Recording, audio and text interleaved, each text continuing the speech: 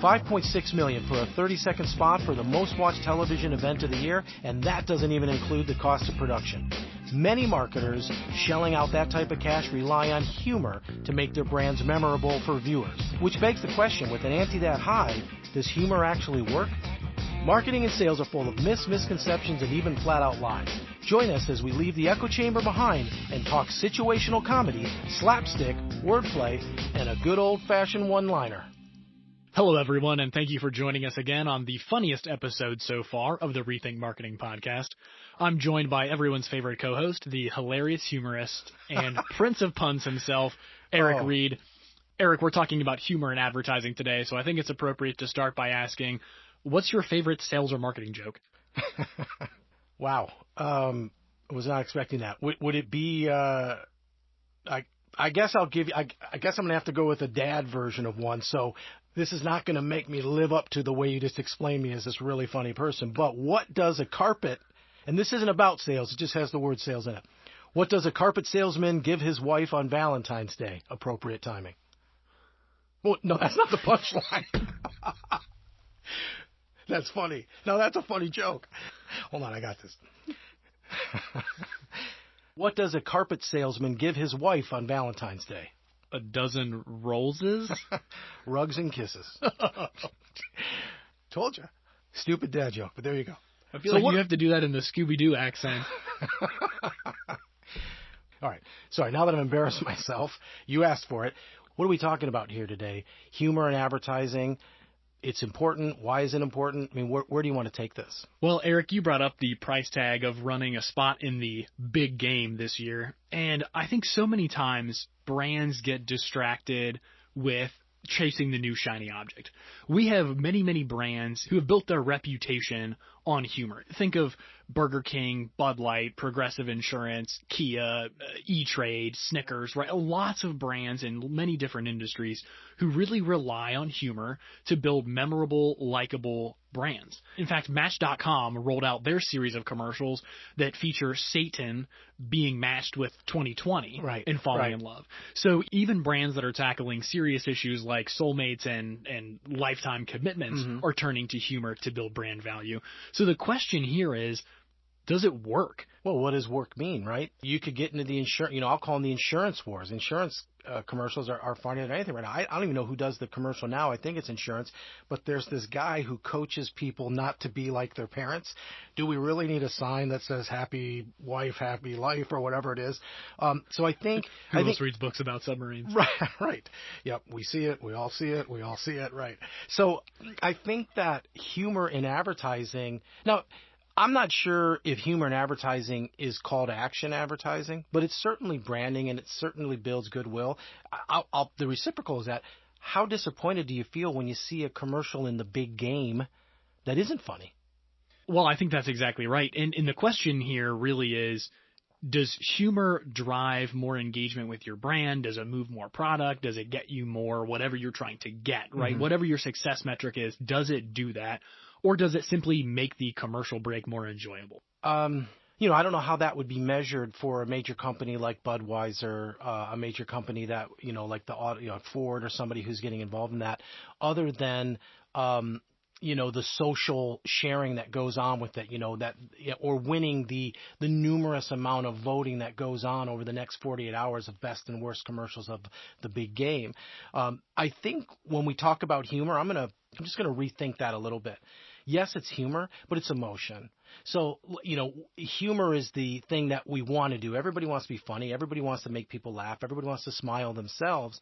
But a lot of those things can be achieved with the ads that really are, the Clydesdale or the little puppies or the horse and the dog that running together. So they're not really funny, but they're definitely touching the heart, sometimes a little tear jerking. So they really elicit this really warm, positive feeling of humor, yes, but also of just rewarding emotion that you experience from watching it.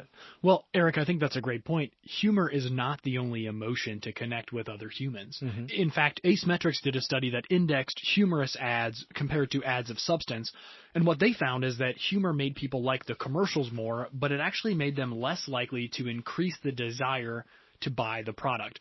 In other words, to your point, there are other emotions that you can engage with, that you can play on.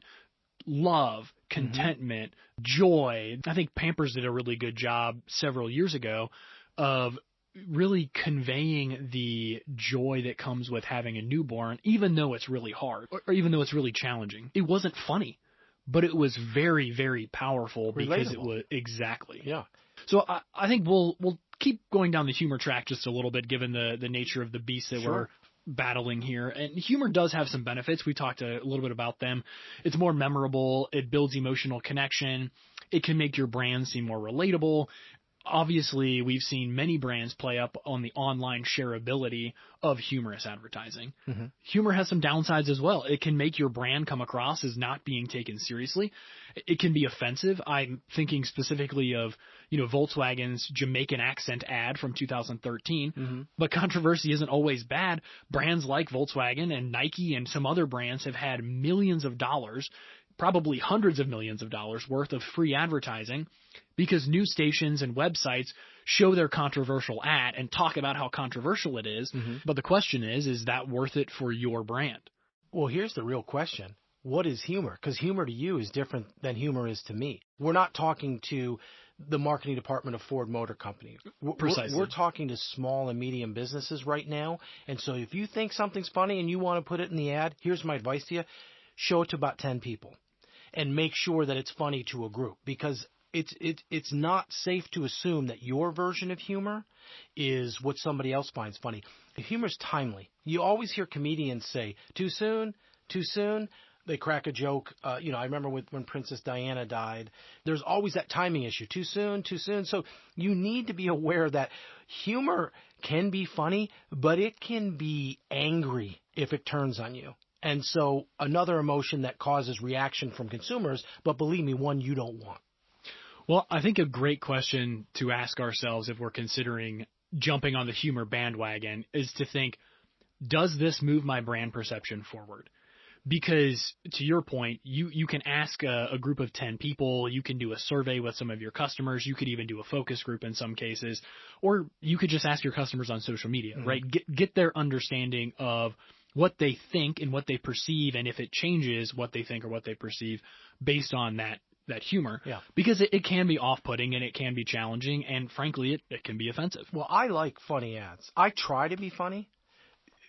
Give me a pass on that joke out of the beginning. That was an on-the-spotter. Most of my jokes probably wouldn't be appropriate for this show. But my point is, I like to be funny. I like to get people thinking. It has to have an end game. I don't want to put out a funny ad just because I want to make people laugh. I want to put out a funny ad that my audience will find it funny. And keep in mind, unless you're a stand-up comedian or somehow are gainfully employed. Sitcom writer. Right, yeah. Somehow that's your job, is to be funny. That's not your job when you're marketing.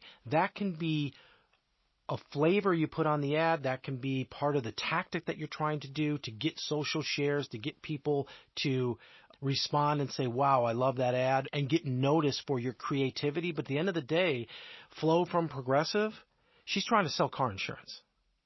Mayhem, he's trying to sell insurance. That's exactly right. And one thing I'll add that you just brought up is both of those commercial themes, if you will, yes, they use humor prevalently, but they're also very, very heavily branded. There's not just one single commercial going into that push. It's an entire campaign over multiple years on all platforms, TV, internet, banner ads, you name it. And so it's very cohesive and very all-encompassing, if you will, for those brands, where you are seeing a commercial with Flo from Progressive or Jake from State Farm, and yes, it's funny, but it ties into all of the other advertising that they're doing. If you're not a humorous brand so far, and you are thinking, I really have to get into this humor game, especially this time of year when what's being shared on social media, what's being played on TV, what's being expected, hilarious advertising. Yes, absolutely. And I do want to make one point, because we've been talking about some of the big players in the big game. There's a lot. We're local here, and our podcast is global, certainly national, but we're local here in Cincinnati. It's where we live. And there's a lot of companies, not only in our hometown, but wherever you live, Los Angeles, Chicago, Topeka, wherever, that are really having success with this. So I think if you look at billboards, if you look at digital, if you look around your town, and just to plug them here in Cincy, I think Jolly Plumbing does a great job with some of their commercials. They're very funny. They make you kind of chuckle. They have A flush beats a full house. right every time. So there's ways to do it small. You don't have to get into the big game. Shrink your universe. What's your big game? You can do it in marketing around high school sports in your local community. But, have fun with advertising. Make it something that people are buried in ads daily. You used some stat 3, 4, 5 podcasts ago about how many engagements per day. 10,000. Yeah, I mean, that's massive. Correctly. So please, in that 10,000, show me something funny once in a while. Don't offend me. Have me kind of chuckle. Make the journey or my experience a little bit better, and maybe I'll engage with your business. But at the very least, I'll probably talk to somebody about, hey, did you see this ad? To put a nice, beautiful bow on this conversation, Eric, there are a couple things to mull over while you rethink using humor in advertising. First, is humor congruent with your brand? If not, don't use it. Second, if your goal is to get your message out and build brand to drive up views on your YouTube channel, then humor can be great. But if you want to drive leads, move more product, or build brand in a particular way, you probably want to opt for a message that's a little bit more engaging on an emotional level. And I think that's the key, Colin, is emotional level. So yes, we're talking about humor because the big game, and because who's not excited about seeing what commercials are going to come out during that time. It's Americana. And so as we're looking forward to that, the message here is, if you want to do it, rethink it, follow some of the stuff that we're talking about. If you don't want to do humor, if that's not there, that's fine. You don't have to do it. But you should think about doing emotional advertising. Wait. Hold on. No way you need to share a joke, Colin. I think my favorite sales or marketing joke is, Eric, did you hear about the guy who sold over 1,000 refrigerators in a single year? I did not. He did a lot of cold calling. I should have guessed. Take 5, the Rethink Marketing Podcast, is a weekly podcast and can be found on most major platforms. Until next time, be well. And be safe, Colin. And don't be afraid to rethink marketing. And leave an environmental footprint you're proud of. And make sure that you're taking action. Till next time. We'll see you on Take 5. Thanks, everyone.